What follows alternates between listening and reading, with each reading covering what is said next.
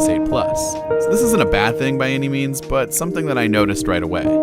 Speaking of the S8 Plus, the Note 8 and the S8 Plus obviously share a very similar design, and some might even say that the Note 8 is just a bigger S8 Plus and with a stylus. While I don't entirely disagree with that sentiment, there is a bit more of the design of the Note 8 that meets the eye. Obviously, the phone is taller and wider than the S8 Plus, but there is something about holding the Note 8 over the S8 that just feels right. I'm not sure if it's the added width that makes the phone feel a bit more flat, even though there are tons of curves all around the Note. It's tough to say, but I prefer this form factor over the S8 Plus. While I do love the bezel-less design that the S8 and S8 Plus and even other flagships that are coming out this year, I'm not a fan of how tall the phone's screens have become. It basically eliminates one-hand usability, and I'm not a fan of the fingerprint sensor location, specifically on the S8 Plus, and was hoping that the Note 8 would bring a welcome change, but unfortunately, Samsung put it right back in the same spot on a phone that's even taller than the last. Now, I did get used to it on the S8 Plus, and I'm sure I can do the same with the Note 8, but I'm still not a fan of this location. Finally, the last thing worth mentioning about the design is, of course, the return of the dedicated and non-reroutable Bixby button.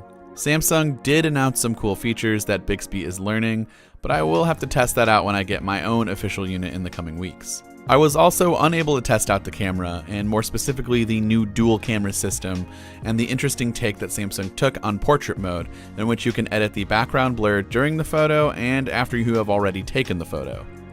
I will, however, test out all the camera features in a separate video in the weeks to come, so make sure you subscribe so you don't miss that video.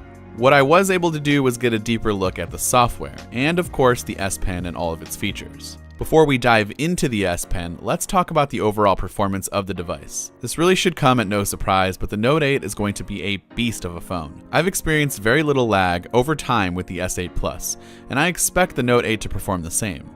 The increase in RAM from 4 to 6 GB should also help. In terms of software changes, not a whole lot is different from the S8 or the S8 Plus. You still have your People's Edge and Edge lighting features, the ability to change your resolution from FHD Plus to WQHD Plus, customize the navigation bars, color, or button layout, customize your device entirely with Samsung Theme Store, and even take more control of your device under advanced features like double press the power button for your camera app and control the notification shade with fingerprint sensor gestures. So if you're new to Samsung phones and you want the ins and outs of the software, you can go ahead and check out my video outlining the S8 Plus software, which we know is actually very similar.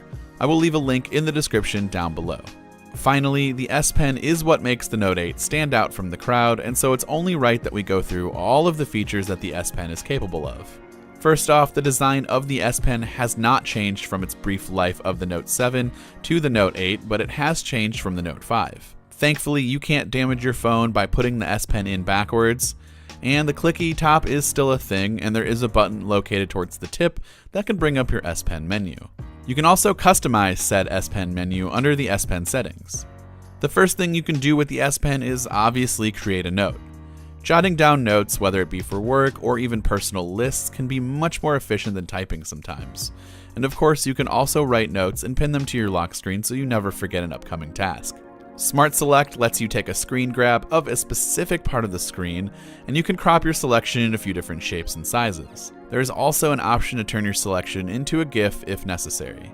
Screen Write will take a screenshot of the entire screen and allow you to instantly write and mark up the image. This is probably one of the most useful things for me, as I find that I take screenshots a lot, and then I'd love to highlight or point out certain aspects of the image before sending it off to friends or colleagues. Live Message is a new feature to the Note 8 that allows you to handwrite a message with a certain glow or even a sparkle effect and send it off to your contacts.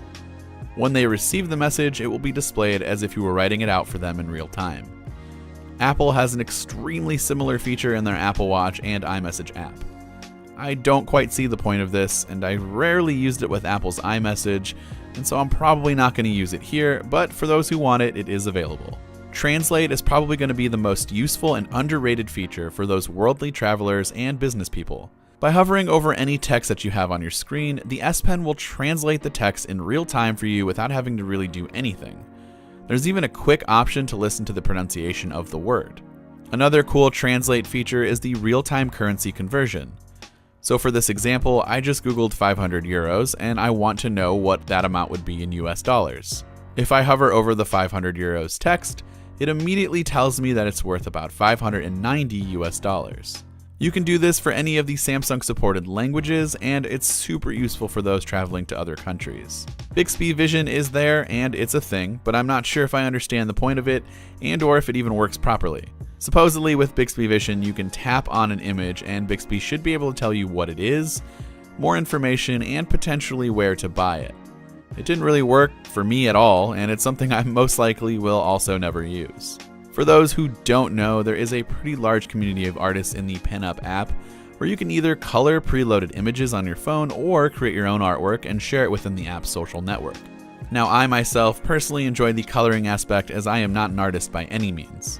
It's a bit tough to color with the S Pen at first, especially while holding the phone in your hand and trying to color, but it's definitely a time-consuming and relatively fun activity that you can do with your Note, and probably even a better option to pass off to your kids to keep them entertained. Magnify turns your S Pen into a magnifying glass, which is awesome for those who might have trouble reading text from sites or emails.